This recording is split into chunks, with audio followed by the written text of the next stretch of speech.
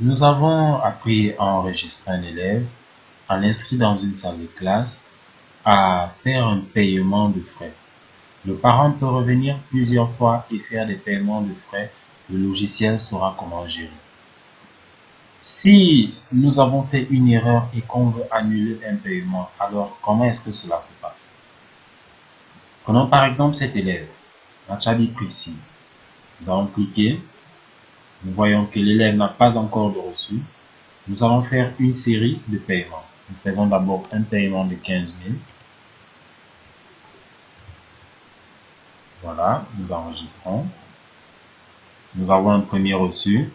Ensuite, nous faisons un paiement de 35 000. Nous enregistrons. Et pour finir, nous allons faire un paiement de 18 000 que nous enregistrons. Alors, si nous avons fait une erreur, sur Machabi Prissy, nous allons simplement cliquer sur elle, venir dans Détails, et là, vous aurez ici le bouton Annuler le dernier reçu. Effectivement, l'application ne vous permet pas d'annuler les reçus au bon vouloir. L'application se dit que si vous avez fait un nouveau reçu, cela veut dire que vous avez admis que l'ancien reçu que vous avez fait est exact, puisque vous l'avez devant les yeux. Donc, si vous voulez annuler un reçu, c'est le dernier reçu que vous avez fait. C'est le reçu sur lequel vous avez fait peut-être une erreur. Donc, vous allez simplement cliquer ici si vous voulez annuler un reçu. Vous cliquez là-dessus et ici, vous allez mettre le motif. Par exemple, erreur de saisie.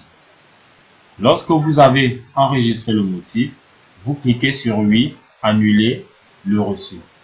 Le reçu va donc être balancé du premier onglet au troisième où il va passer dans la corbeille en tant que reçu annulé. Si nous revenons dans la liste des reçus, vous voyez que ici on a juste 2 reçus. Et là maintenant, vous pouvez encore annuler le reçu qui fera maintenant office de dernier. Puisque le dernier a déjà été annulé, nous pouvons maintenant éliminer celui-ci qui sera considéré maintenant comme le nouveau dernier. Donc, en fait, nous devons comprendre que si nous voulons annuler tous les reçus d'un élève, nous devons les annuler un à un en partant du dernier. Bien, nous espérons que vous avez compris ce petit tutoriel. Nous vous donnons donc rendez-vous pour le prochain, là où nous allons voir comment modifier les informations d'un élève. Merci.